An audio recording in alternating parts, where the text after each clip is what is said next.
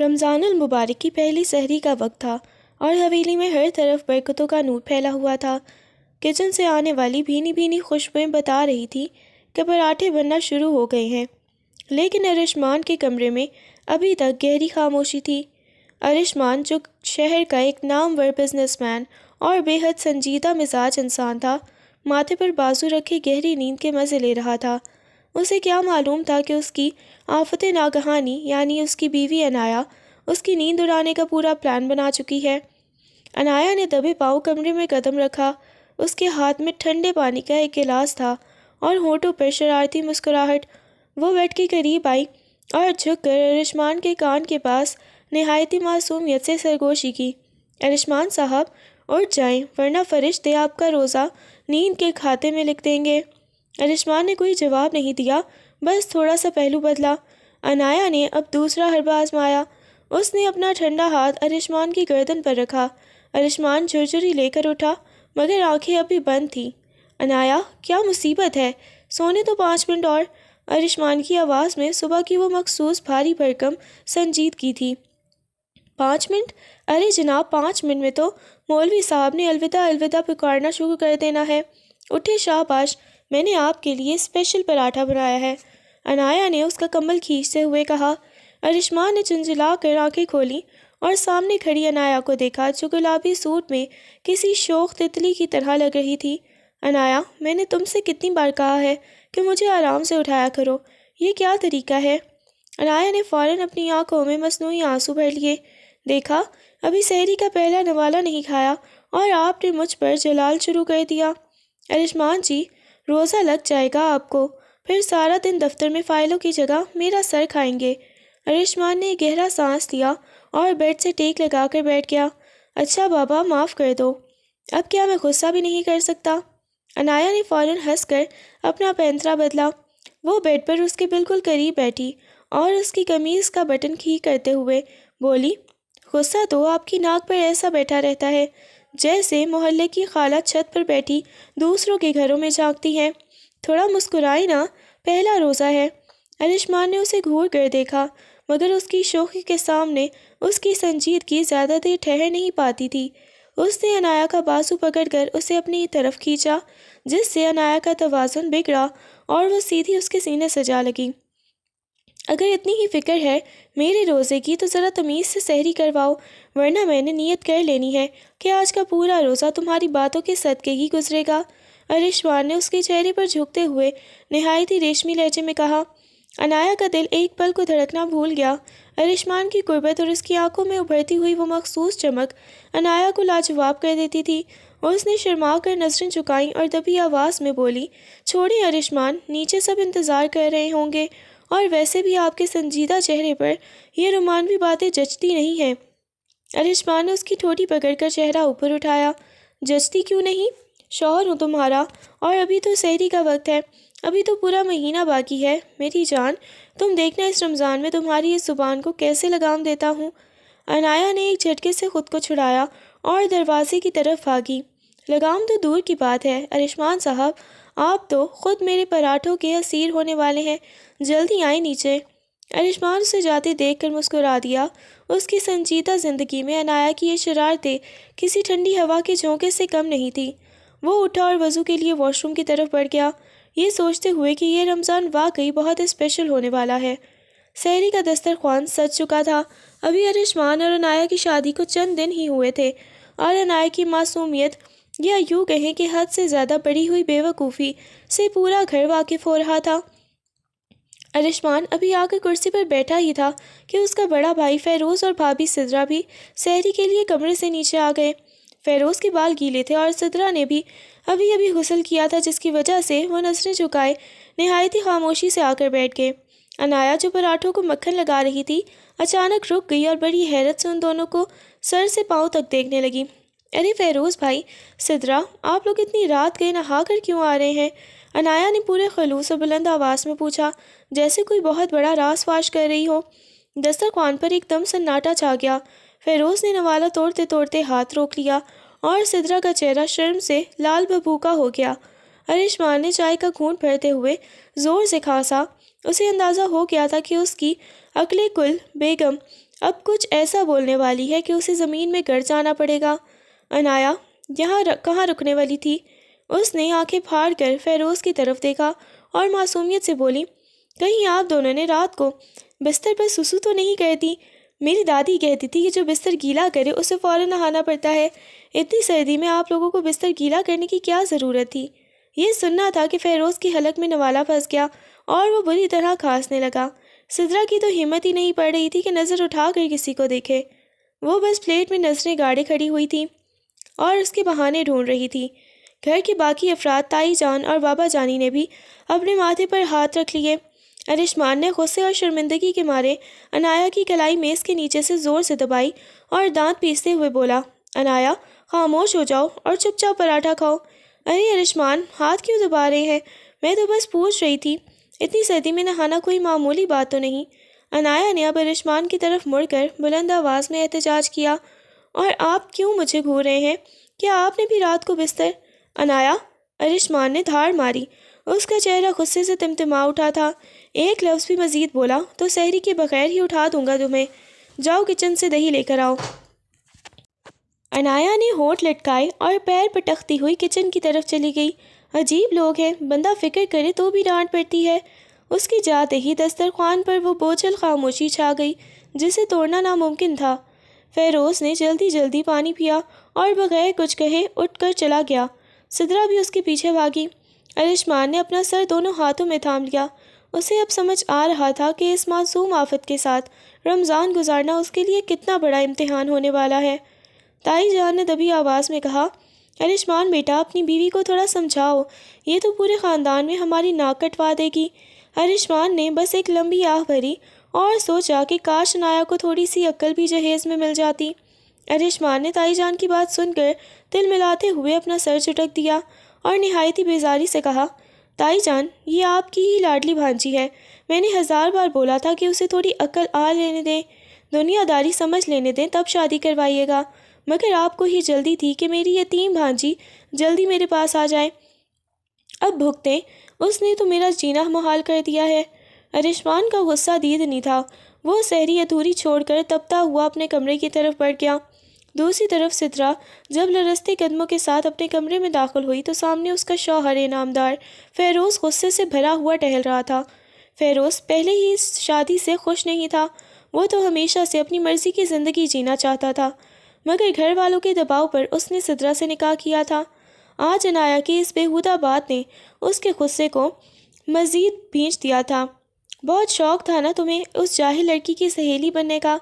فیروز سدرا کو دیکھتے ہی دھاڑا، تمہاری اس بے وقوف سہیلی نے آج پورے خاندان کے سامنے میری تذلیل کر دی ہے۔ بستر گیلا؟ کیا ہم کوئی چھوٹے بچے ہیں؟ تم نے اسے اتنی چھوٹ کیوں دے رکھی ہے کہ وہ تمہارے بیڈ روم کے معاملات پر دسترخوان پر تبصرے کرے؟ سدرا کی آنکھوں میں آنسو بھر آئے۔ فیروز، میرا کیا قصور ہے اس میں؟ وہ تو بس ہے ہی ایسی، اسے پتہ ہی نہیں چلتا کہ وہ کیا بول رہی ہے۔ خاموش ہو جاؤ سدرا، تمہاری یہ صفائیاں مجھے نہیں سننی۔ فیروز اس کے قریب آیا اور اس کا بازو سختی سے جکڑ لیا۔ اس گھر میں پہلے ہی میرا دم گھٹتا ہے اور اب اوپر سے یہ تماشے۔ اگر دوبارہ اس لڑکی نے میرے بارے میں کوئی ایسی بات کی تو یاد رکھنا اس کا خمیازہ تمہیں بھگتنا پڑے گا۔ اب دفع ہو جاؤ میری نظروں سے اور سو جاؤ۔ سدرا سسکیاں لیتی ہوئی بیڈ کے ایک کونے میں دبک گئی۔ اسے دکھ اس بات کا نہیں تھا کہ عنایا نے کیا کہا، اسے دکھ تو اس بات کا تھا کہ اس کا شوہر اسے ذرا سی بھی عزت دینے کو تیار نہیں تھا۔ فیروز کا رویہ اس کے لیے روزمرہ کی اذیت بن چکا تھا۔ ادھر عنایا جو کچن سے دہی لے کر واپس آئی تھی، دسترخوان کو خالی دیکھ کر حیران رہ گئی۔ ارے سب کہاں گئے؟ کیا سب کا پیٹ بھر گیا یا سب کو دوبارہ نہانے کی حاجت ہو گئی؟ اس نے کندھے اچکائے اور خود بڑے مزے سے پراٹھے کھانے لگی۔ اسے اندازہ ہی نہیں تھا کہ اس کی ایک زبان درازی نے 2 کمروں میں آگ لگا دی ہے۔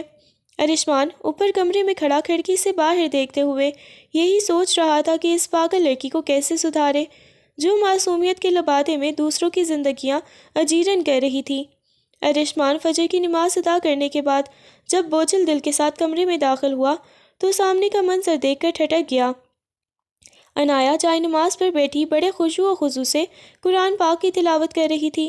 اس کے معصوم چہرے پر اس وقت ایک عجیب سا سکون تھا، جیسے تھوڑی دیر پہلے دسترخوان پر ہونے والے طوفان سے اس کا کوئی لینا دینا ہی نہ ہو۔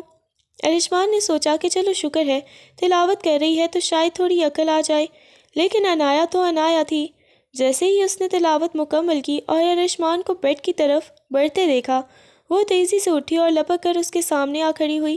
ارشمان کچھ سمجھ پاتا اس سے پہلے ہی عنایا نے اپنے دونوں ہاتھ اس کے کندھوں پر جمائے اور آنکھیں بند کر کے زور زور سے کچھ پڑھنا شروع کر دیا۔ وہ لمبے لمبے سانس لے کر ارشمان کے منہ، آنکھوں اور پورے چہرے پر پھو پھو کر کے پھونکے مارنے لگی۔ ارشمان جو پہلے ہی بیزار تھا، اس ناگہانی حملے پر بالکل بدحواس ہو گیا۔ اس نے جھٹکے سے عنایا کے ہاتھ اپنے کندھوں سے ہٹائے اور 2 قدم پیچھے ہوا۔ بے وقوف لڑکی، یہ کیا بدتمیزی ہے؟ کیا کر رہی ہو تم؟ پیچھے ہٹو، ارشمان نے دھاڑتے ہوئے پوچھا۔ اس کا چہرہ غصے سے سرخ ہو رہا تھا۔ عنایا نے ایک دم سے اپنا تلاوت والا دوپٹہ سنبھالا اور ہونٹ لٹکا کر بڑے معصومانہ مگر شکایتی لہجے میں بولی، میں تو آپ پر آیت الکرسی پڑھ کر پھونک رہی تھی تاکہ آپ کے اندر کا وہ غصے والا جن نکل جائے جو سحری سے آپ کے سر پر سوار ہے۔ تائی جان کہتی ہیں کہ جب کوئی بلا وجہ غصہ کرے تو اس پر دم کر دینا چاہیے۔ آپ تو پورے کے پورے غصے کی دکان بنے ہوئے ہیں۔ دم کر رہی تھی؟ عنایا، میں انسان ہوں، کوئی جادو ٹونا نہیں ہوا مجھ پر۔ اور تم نے جو نیچے فیروز بھائی اور سدرا بھابھی کے سامنے گل کھلائے ہیں، اس کے بعد میرا غصہ کرنا بلا وجہ ہے؟ ارشمان نے دانت پیستے ہوئے اسے گھورا۔ عنایا کی آنکھوں میں اب ہلکی سی نمی تیرنے لگی۔ میں نے کیا غلط کہا؟ میں تو بس ان کی صحت کی فکر کر رہی تھی۔ اتنی سردی میں بار بار نہانا اچھا تھوڑی ہوتا ہے۔ آپ تو ایسے ڈانٹ رہے ہیں جیسے میں نے ان کا تولیہ چھپا دیا ہو۔ اس کی اس حد درجے کی بے وقوفی پر ارشمان کا دل چاہا کہ اپنا سر دیوار پر دے مارے۔ وہ جتنا اسے سمجھانے کی کوشش کرتا، وہ اتنی ہی گہری کھائی میں اسے گرا دیتی۔ جاؤ عنایا، جا کر سو جاؤ، اس سے پہلے کہ میرا بچہ کچھ صبر بھی جواب دے جائے۔ ارشمان نے بیزاری سے ہاتھ لہرایا اور کمبل تان کر لیٹ گیا۔ عنایا نے ایک ٹھنڈی آہ بھری جائے نماز طے کی اور بڑبڑاتے ہوئے بیڈ کی دوسری طرف لیٹ گئی۔ اتنی نیک بیوی ملی ہے جو دم درود کر رہی ہے، پر قدر ہی نہیں ہے۔ لگتا ہے اگلی بار مجھے ان پر کالی مرچیں وار کر جلانی پڑیں گی۔ یہ جن ذرا سخت والا ہے۔ ارشمان نے کمبل کے اندر ہی آنکھیں میچ لیں۔ اسے پتا تھا کہ یہ رمضان اس کے اعصاب کا کڑا امتحان ثابت ہونے والا ہے۔ اگلی صبح حویلی کی فضاؤں میں ایک عجیب سا تناؤ تھا۔ فیروز صبح سویرے آفس جانے کے لیے تیار ہو رہا تھا، مگر اس کا موڈ اب بھی ویسا ہی بگڑا ہوا تھا۔ سدرا خاموشی سے اس کی قمیص استری کر کے لائی، مگر فیروز نے ایک جھٹکے سے اس کے ہاتھ سے قمیص چھینی۔ یہ جو تمہاری سہیلی اور دیوارانی ہے نا، اسے سمجھا دو کہ میرے سامنے آنے کی ضرورت نہیں ہے، اور تم بھی ہر وقت اس کے ساتھ لگی رہتی ہو۔ کچھ تو شرم کرو سدرا، وہ تمہاری تذلیل کر رہی تھی اور تم وہاں بت بنی بیٹھی تھی۔ فیروز کی آواز میں زہر بھرا ہوا تھا۔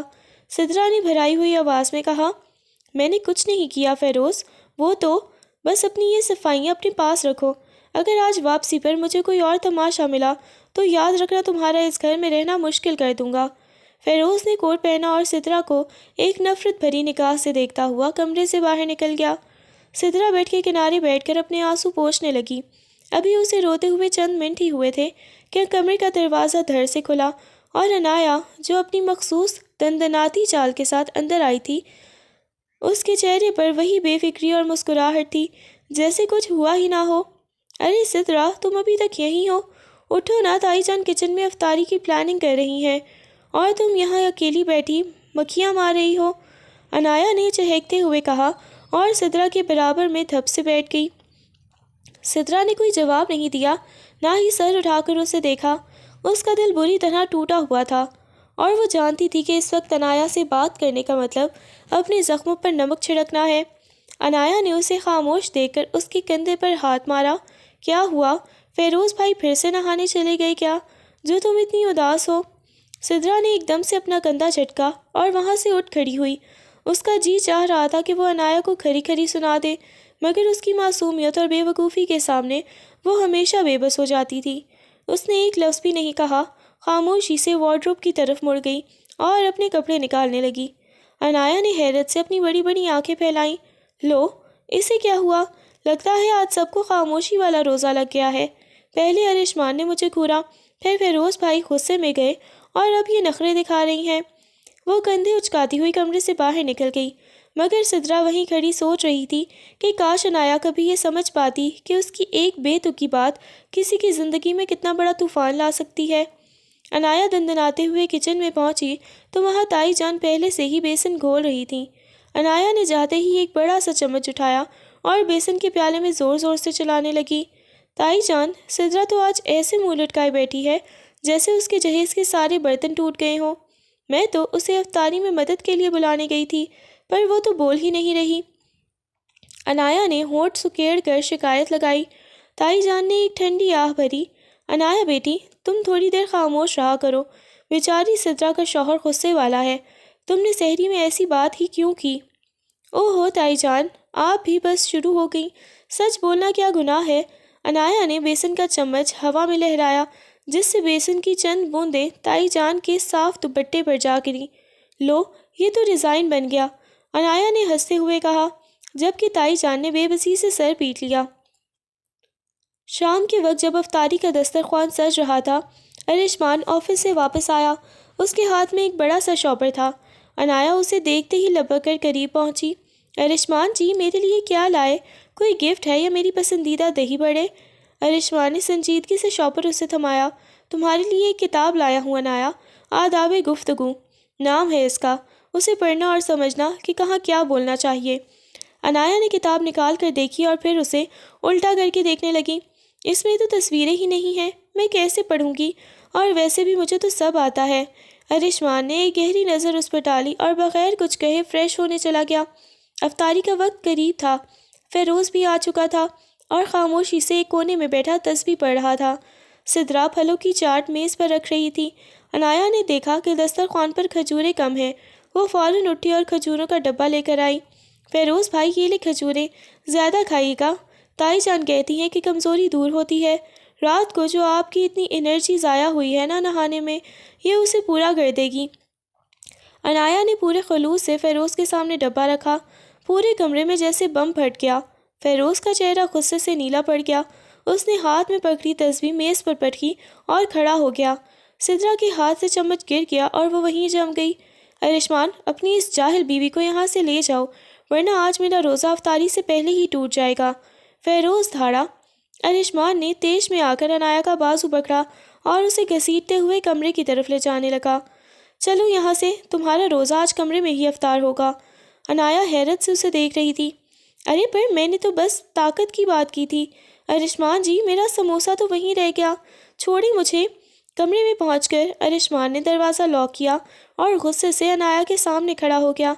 عنایا، تمہاری اس زبان نے آج سدرا بھابھی کا گھر برباد کرنے میں کوئی کسر نہیں چھوڑی۔ تمہیں سمجھ کیوں نہیں آتا کہ میاں بیوی کی باتیں سب کے سامنے نہیں کرتے؟ عنایا نے معصومیت سے آنکھیں چپکائیں۔ تو کیا میں نے جھوٹ بولا؟ وہ نہائے نہیں تھے کیا؟ ارشمان نے دیوار پر ہاتھ مارا اور بے بسی سے بیٹھ گیا۔ اسے اندازہ ہو گیا تھا کہ عنایا کو سمجھانا دیوار سے سر ٹکرانے کے برابر ہے۔ وہ بس یہ سوچ رہا تھا کہ اس پاگل لڑکی کا کیا کرے جو نیکی کرنے کے چکر میں سب کا بیڑا غرق کر رہی تھی۔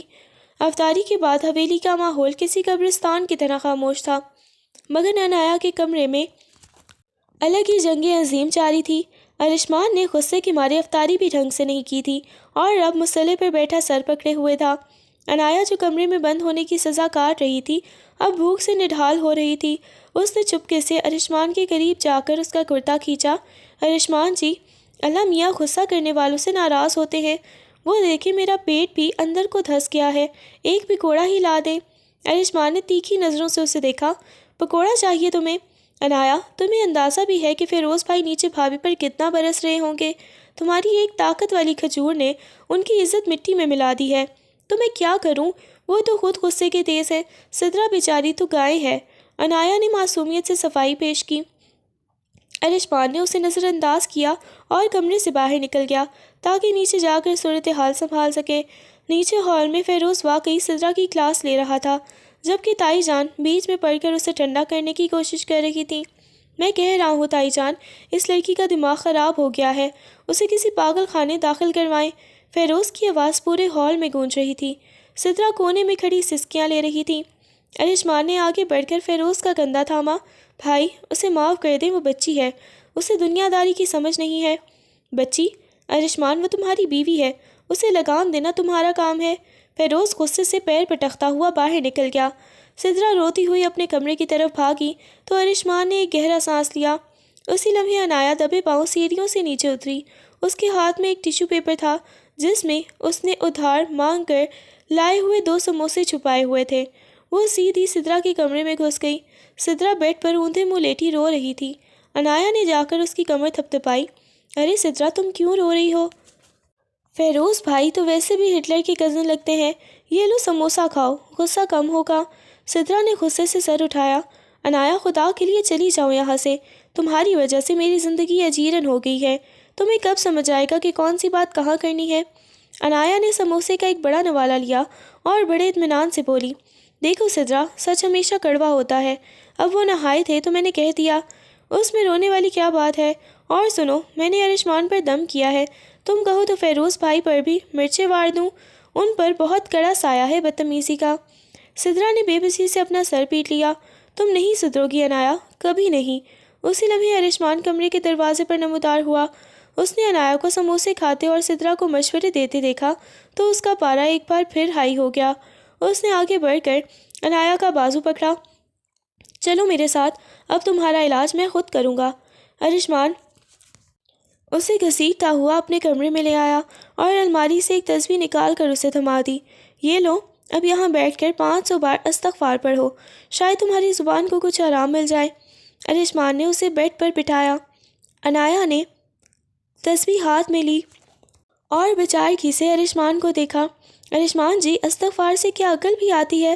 اگر آتی ہے تو پھر 1000 بار پڑھ لوں گی۔ تائی جان کہتی ہیں مجھ میں عقل کی سیل لگی ہوئی ہے، یعنی ختم ہو گئی ہے۔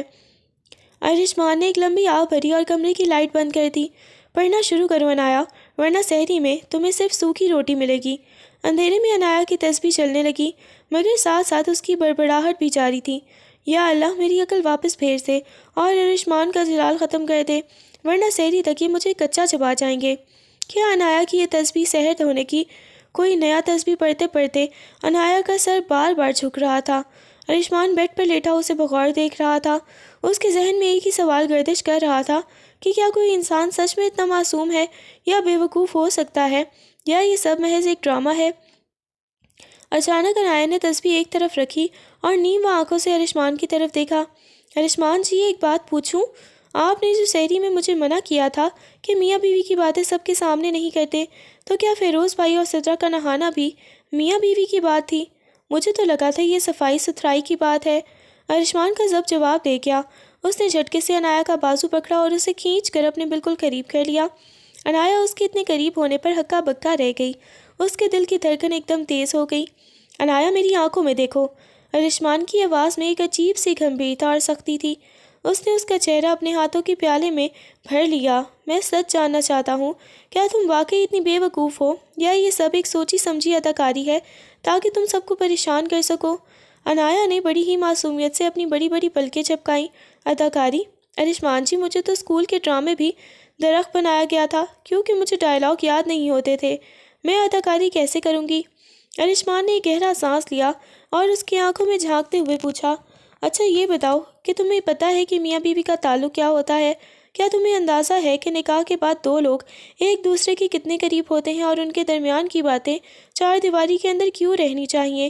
عنایا نے تھوڑی دیر سوچا، پھر بڑی سنجیدگی سے بولی، ہاں نا، میاں بیوی کا تعلق وہی ہوتا ہے جو میرا اور آپ کا ہے، یعنی آپ مجھے ڈانٹتے ہیں، میں آپ پر دم کرتی ہوں، آپ مجھے سموسے نہیں کھانے دیتے اور میں آپ کے لیے پراٹھے بناتی ہوں، اور رہی بات غربت کی تو اب ہم ایک ہی کمبل میں سوتے ہیں، اس سے زیادہ قریب اور کیا ہی ہو سکتا ہے؟ کیا کوئی اور فارمولہ بھی ہے؟ ارشمان نے بے بسی سے اپنا سر اس کے کندھے پر ٹکا دیا۔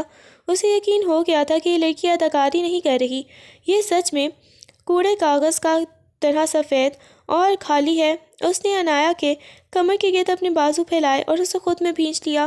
تم واقعی ایک آفت ہو عنایا، تمہیں محبت سکھانا تو دور کی بات، مجھے تو تمہیں الف بے سے شروع کرنا پڑے گا۔ ارشمان نے اس کے کان کے پاس نہایت ہی دھیمے لہجے میں کہا، جس سے عنایا کے وجود میں ایک سنسنی سی دوڑ گئی۔ سکھا دینا، میں بہت اچھی طالبہ ہوں، بس ڈانٹیے گا مت۔ عنایا نے اس کے سینے پر سر ٹکاتے ہوئے دھیرے سے کہا۔ ارشمان کو اس وقت اس کی یہ بے وقوفی پر غصہ نہیں بلکہ ایک عجیب سا پیار آ رہا تھا۔ اس نے سوچ لیا تھا کہ اس رمضان وہ صرف روزے نہیں رکھے گا بلکہ اپنی اس نادان بیوی کو زندگی کے وہ اسباق بھی سکھائے گا جو وہ ابھی تک نہیں سیکھ پائی تھی۔ ارشمان کی گرفت عنایا کی کمر پر مزید مضبوط ہو گئی اور اس کے دل کی دھڑکنیں اب عنایا کو اپنے سینے پر صاف سنائی دے رہی تھیں۔ عنایا کی معصومیت اور اس کی خوشبو نے ارشمان کے اعصاب پر ایک جادو سا کر دیا تھا۔ اس کا وہ تمام ضبط، وہ تمام سنجیدگی وہ سارا دن اوڑھ کر رکھتا تھا، اسی لمحے ریت کی دیوار ثابت ہو رہی تھی۔ اس نے اپنا چہرہ عنایا کے کان کے بالکل قریب کیا، جہاں اس کی گرم سانسیں عنایا کی گردن پر ارتعاش پیدا کر رہی تھی۔ عنایا نے بے اختیار اپنی آنکھیں میچ لیں۔ اسے ارشمان کا یہ بدلا ہوا انداز بہت عجیب مگر اچھا لگ رہا تھا۔ عنایا، ارشمان کی آواز میں اب غصہ نہیں بلکہ ایک گہری پیاس اور چاہت تھی۔ تم پوچھ رہی تھی نا کہ وہ کیوں نہائے تھے؟ اس نے نہایت دھیمی اور ریشمی سرگوشی میں عنایا کو وہ سب سمجھایا جو اب تک اس کی سمجھ سے باہر تھا۔ اس نے میاں بیوی کے اس تعلق اور ان لمحوں کی حقیقت اس کی گوش و گزار کی جو حیا اور محبت کے لبادے میں چھپی ہوتے ہیں۔ عنایا کا چہرہ لمحوں میں گلابی سے سرخ ہو گیا۔ اسے پہلی بار احساس ہوا کہ اس کی وہ بے وقوفی دراصل کتنی بڑی نادانی تھی۔ اس نے شرم کے مارے اپنا چہرہ ارشمان کے سینے میں چھپانے کی کوشش کی، مگر ارشمان نے اس کی ٹھوڑی سے پکڑ کر دوبارہ اپنی طرف متوجہ کیا۔ اور سنو، ارشمان نے اس کی آنکھوں میں آنکھیں ڈال کر شرارت سے کہا، اب یہ دم درود اور تسبیح چھوڑ دو، کیونکہ جس طرح تم نے میری نیند اڑائی ہے مجھے لگتا ہے صبح تمہیں بھی غسل کر کے ہی سحری کی میز پر جانا پڑے گا۔ عنایا کی آنکھیں حیرت سے پھیل گئیں۔ مطلب مجھے بھی اتنی سردی میں نہانا پڑے گا؟ ارشمان جی، کیا ہم بھی بستر گیلا کرنے والے ہیں؟ اس کی وہی پرانی بے وقوفی ایک بار پھر لوٹ آئی تھی، مگر اس بار اس میں ایک عجیب سی شرم و حیا بھی شامل تھی۔ ارشمان نے بے اختیار ہنس پڑا اور اسے ایک جھٹکے سے اپنے نیچے بیڈ پر گراتا ہوا اس پر جھک گیا۔ بستر کا تو پتہ نہیں عنایا، پر میں تمہارے اس معصومانہ غرور کو ضرور توڑنے والا ہوں۔ آج کے بعد تم کسی اور کے نہانے پر تبصرہ نہیں کرو گی، کیونکہ اب تمہارا اپنا حال بھی وہی ہونے والا ہے۔ کمرے کی مدھم روشنی میں ارشمان نے اس کے لبوں پر اپنی محبت کی مہر ضبط کر دی۔ عنایا کی تمام شرارتیں اور اس کی بے وقوفیاں ارشمان کے والہانہ لمس میں پگھلنے لگیں۔ اس رات ارشمان نے اسے اپنی قربت کے وہ سبق سکھائے جن کا ذکر کسی کتاب میں نہیں تھا۔ سحر ہونے میں ابھی وقت باقی تھا، مگر ارشمان اور عنایا کے درمیان کی وہ دوری ہمیشہ کے لیے ختم ہو چکی تھی۔ عنایا کو اب سمجھ آ رہا تھا کہ ارشمان کا جلال دراصل اس کی اس محبت کا حصہ تھا جسے وہ سمجھنے میں ناکام رہی تھی۔ کمرے میں ہیئر ڈرائی کی سوں سوں کی آواز گونج رہی تھی جس نے ارشمان کی نیند میں خلل ڈالا۔ اس نے ادھ کھلی آنکھوں سے دیکھا تو سامنے کا منظر دیکھ کر اس کی ہنسی ضبط کرنا مشکل ہو گیا۔ عنایا، جس کے بال ابھی بھی گیلے تھے اور تولیہ کندھوں پر گرا ہوا تھا، ڈرائر ہاتھ میں پکڑے بڑی بے چارگی سے بال خشک کرنے کی کوشش کر رہی تھی۔ اس کی ناک غصے اور سردی سے لال ہو رہی تھی اور آنکھوں سے موٹے موٹے آنسو گالوں پر گر رہے تھے۔ ارشمان نے بیڈ پر ٹیک لگائی اور ایک نظر دیوار پر لگی گھڑی پر ڈالی۔ ابھی سحری میں پورا 1 گھنٹہ باقی تھا۔ عنایا، اتنی صبح صبح یہ ہیئر ڈرائر سے کیا کشتی لڑ رہی ہو؟ ارشمان نے شرارت سے پوچھا۔ عنایا نے جیسے ہی اس کی آواز سنی ڈرائر وہیں بیڈ پر پٹکا اور زور زور سے رونے لگی۔ آپ ہنس رہی ہیں ارشمان جی؟ آپ کو اندازہ بھی ہے مجھے کتنی سردی لگ رہی ہے؟ میری تو کلفی ہی جم گئی ہے۔ ارشمان اٹھ کر اس کے قریب آیا اور اس کے کانپتے ہوئے کندھوں پر ہاتھ رکھا، مگر عنایا نے جھٹکے سے اس کا ہاتھ ہٹا دیا۔ دور رہیں مجھ سے، آپ بہت برے ہیں۔ میری اماں نے مجھے کبھی ایسا کچھ نہیں بتایا تھا کہ شادی کے بعد ایسا بھی کچھ ہوتا ہے۔ مجھے تو کسی نے بھی نہیں بتایا تھا کہ اتنی سردی میں نہانا پڑتا ہے۔ میں تو گاؤں کی جاہل لڑکی تھی، مجھے کیا پتا تھا کہ میں فیروز بھائی اور سدرا بھابھی کے بارے میں کیا بول رہی ہوں۔ وہ روتے ہوئے اپنی ہی باتوں پر شرمندہ ہو رہی تھی۔ اب سب میرے بارے میں کتنا برا سوچتے ہوں گے نا۔ جب میں گیلے بالوں کے ساتھ نیچے جاؤں گی تو تائی جان اور فیروز بھائی سمجھ جائیں گے کہ میں وہی حرکت کر کے آئی ہوں جس کا میں نے کل مذاق اڑایا تھا۔ مجھے خود پر اتنا غصہ آ رہا ہے، کاش میں اپنی زبان کو تالا لگا لیتی۔ ارشمان نے اس کی حالت دیکھ کر اسے زبردستی اپنے قریب کیا اور اسے اپنی باہوں میں بھر لیا۔ پاگل لڑکی، کوئی تمہارے بارے میں برا نہیں سوچے گا۔ تم میاں بیوی ہو اور یہ سب زندگی کا حصہ ہے۔ رہی بات گاؤں کی تو بھولی ہو تم، جاہل نہیں۔ عنایا نے اس کے سینے پر سر رکھ کر ایک لمبی ہچکی لی۔ نہیں ارشمان جی، میں نے کتنی بے شرمی سے سب کے سامنے بستر گیلا کرنے کی بات کی تھی۔ اب مجھے سمجھ آیا کہ سدرا کیوں رو رہی تھی۔ میں کتنی بری ہوں نا۔ ارشمان نے اس کے بالوں سے ڈرائر کی تپش نکالی اور نہایت ہی پیار سے اس کے آنسو پوچھنے لگی۔ تم بری نہیں ہو، بس تھوڑی سی نادان ہو۔ اب رونا بند کرو ورنہ سب سمجھ جائیں گے کہ تم رو کر آئی ہو۔ جلدی سے بال خشک کرو، میں تمہارے لیے گرم چائے لاتا ہوں، پھر ساتھ نیچے چلیں گے۔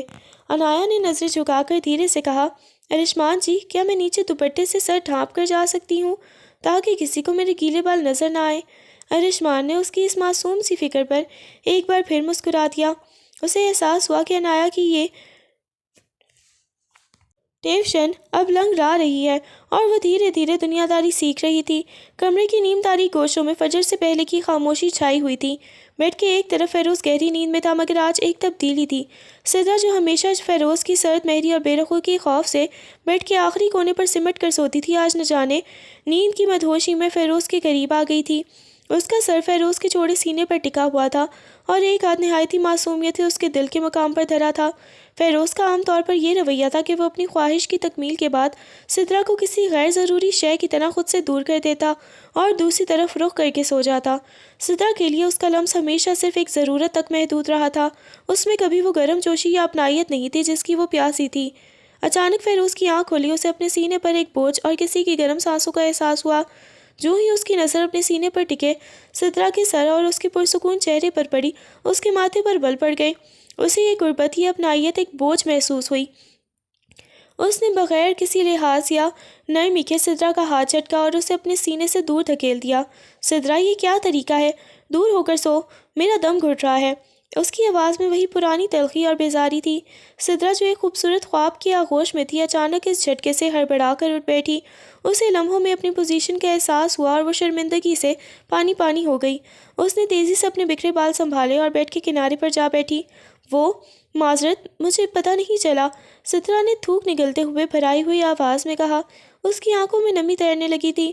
اسے محسوس ہوا کہ وہ فیروز کے لیے شاید ایک انسان بھی نہیں، صرف ایک بستر کی ضرورت ہے۔ فیروز بیڈ سے اٹھا اور غصے سے اپنی شرٹ درست کرنے لگا۔ کتنی بار کہا ہے تم سے کہ مجھے یہ چپکنا بالکل نہیں پسند، اپنی حد میں رہا کرو۔ سدرا خاموشی سے اٹھ کر واش روم کی طرف بڑھ گئی۔ اس کا دل اندر سے ٹوٹ کر کرچی کرچی ہو رہا تھا۔ باہر سحری کا وقت ہونے والا تھا، سب خوش ہوں گے، مگر اسے معلوم تھا کہ اس کے حصے میں صرف خاموشی اور فیروز کی نفرت ہی آنی ہے۔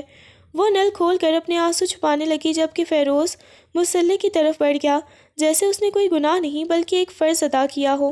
سحری کا وقت قریب تھا اور پورا گھر آہستہ آہستہ جاگ رہا تھا۔ سدرا واش روم سے نکل کر ابھی آئینے کے سامنے کھڑی بال ٹھیک کر رہی تھی کہ اچانک اسے اپنے پیٹ پر ایک عجیب سی مروڑ محسوس ہوئی۔ اس کا جی بری طرح مدلانے لگا تھا اور حلق تک ایک کڑواہٹ ابھری۔ اس نے فوراً اپنے منہ پر ہاتھ رکھا، مگر متلی کا احساس اتنا شدید تھا کہ وہ سنبھل نہ سکی۔ وہ دوبارہ واش روم کی طرف بھاگی۔ فیروز جو مصلے پر بیٹھا تسبیح پڑھ رہا تھا، سدرا کی کہہ کرنے کی آوازیں سن کر چونک پڑا۔ سدرا، کیا ہوا تمہیں؟ فیروز نے ماتھے پر بل ڈال کر پوچھا، مگر اندر سے کوئی جواب نہ آیا، بس مسلسل کہہ کرنے کی آوازیں آتی رہیں۔ تھوڑی دیر بعد جب سدرا دیوار کا سہارا لیتی ہوئی باہر نکلی تو اس کا چہرہ زرد پڑ چکا تھا اور ماتھے پر پسینے کی بوندیں چمک رہی تھیں۔ وہ نڈھال ہو کر بیڈ کے پائے سے لگ کر وہیں فرش پر بیٹھ گئی۔ فیروز نے اس کے قریب آ کر اسے غور سے دیکھا۔ یہ کیا تماشا ہے؟ سحری کا وقت ہو رہا ہے اور تم یہاں نخرے کر رہی ہو، روزہ رکھنا ہے یا نہیں؟ اس کے لہجے میں اب بھی ہمدردی سے زیادہ بیزاری تھی۔ فیروز، میرا سر بہت چکرا رہا ہے، مجھ سے اٹھا نہیں جا رہا، سدرا نے نحیف آواز میں کہا اور دوبارہ متلی کے احساس سے اپنی آنکھیں بند کر لیں۔ اسی لمحے کمرے کے دروازے پر دستک ہوئی اور انایا جو اپنے گیلے بال دوپٹے میں چھپائے ارشمان کے پیچھے پیچھے آ رہی تھی، اندر داخل ہوئی۔ انایا نے سدرا کی حالت دیکھی تو اس کی ساری شرارت ہوا ہو گئی۔ ہائے اللہ، سدرا تمہیں کیا ہوا؟ تم تو بالکل سفید کاغذ بن گئی ہو۔ انایا دوڑ کر اس کے پاس پہنچی اور اس کا سر اپنے کندھے پر رکھ لیا۔ اس نے سدرا کا مٹھا چھوا تو اسے وہ تپ رہا تھا۔ ارشمان نے بھی فکر مندی سے فیروز کی طرف دیکھا۔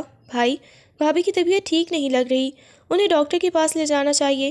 فیروز نے کندھے اچکائے۔ ارے کچھ نہیں ہوا، شاید رات کے کھانے میں کچھ غلط کھا لیا ہوگا، ویسے بھی عورتوں کے یہ ڈرامے ختم نہیں ہوتے۔ انایا نے ایک دم سے سر اٹھا کر فیروز کو گھورا۔ اس بار اس کی آنکھوں میں بے وقوفی نہیں بلکہ ایک عجیب سی سمجھداری تھی۔ فیروز بھائی، یہ ڈرامہ نہیں ہے، سدرا کو ویسے ہی متلی ہو رہی ہے جیسی ہماری گاؤں کی ماسی کو ہوتی تھی جب وہ ان کے گھر ننھا مہمان آنے والا ہوتا تھا۔ پورے کمرے میں ایک دم سناٹا چھا گیا۔ ارشمان نے حیرت سے انایا کو دیکھا، جبکہ فیروز کی تسبیح اس کے ہاتھ سے چھوٹ گئی۔ سدرا نے لرزتی نظروں سے انایا کی طرف دیکھا، اسے خود بھی اس حقیقت کا ادراک اب ہو رہا تھا۔ انایا، کیا کہہ رہی ہو تم؟ ارشمان نے دبی آواز میں پوچھا۔ سچ کہہ رہی ہوں ارشمان جی، سدرا کے لچن بالکل ویسے ہی ہیں۔ عنایا نے سدرا کا ہاتھ تھام کر اسے سہارا دیا اور فیروز کی طرف دیکھ کر بولی، آپ تو بلا وجہ ان پر غصہ کر رہے ہیں، یہاں تو حویلی میں خوشیاں آنے والی ہیں۔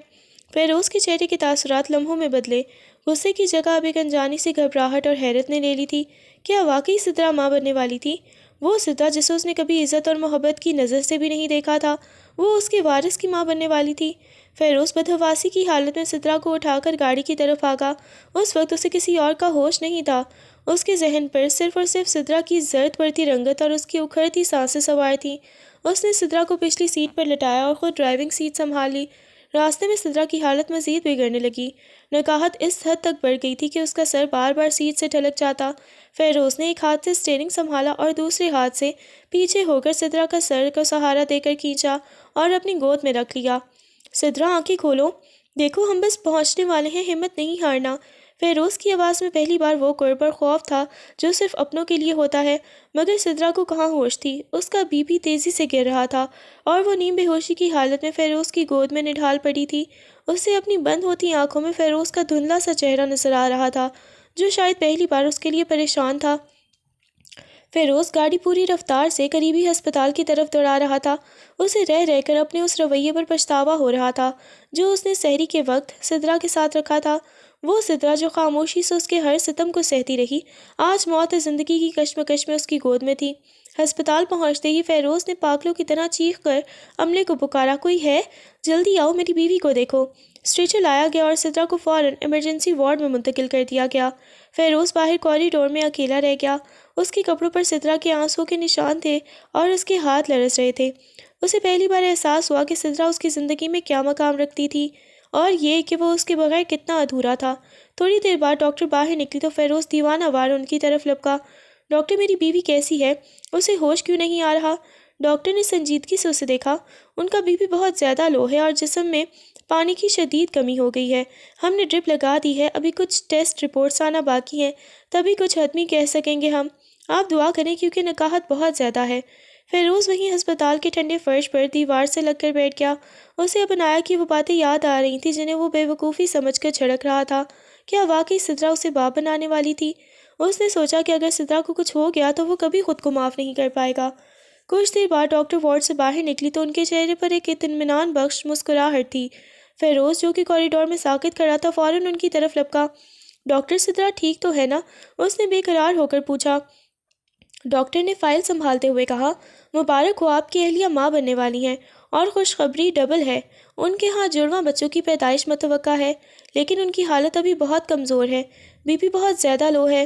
میری سخت ہدایات یہ ہیں کہ اب وہ دوبارہ کوئی روزہ نہ رکھیں اور ان کی ڈائٹ کا خاص خیال رکھا جائے، ذرا سی بھی لاپرواہی خطرناک ہو سکتی ہے۔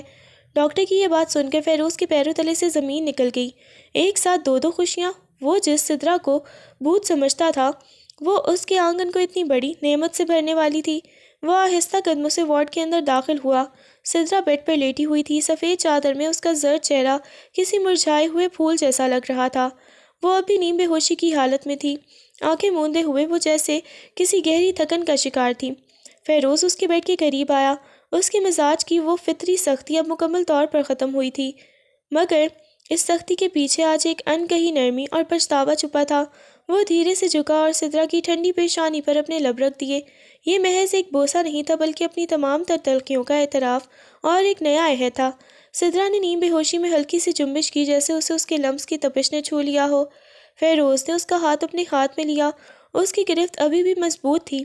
وہ سختی جو پہلے تکلیف دیتی تھی آج سدرا کو تحفظ کا احساس دلا رہی تھی۔ وہ وہیں کرسی کھینچ کر بیٹھ گیا اور اسے تکنے لگا، یہ سوچتے ہوئے کہ قدرت اسے بدلنے کا کتنا بڑا موقع دے رہی ہے۔ کچھ دیر بعد جب سدرا کی بند آنکھوں میں ہوش کی رمق جاگی تو اسے اپنے ارد گرد کی بو اور خاموشی سے ایک عجیب سی وحشت محسوس ہوئی۔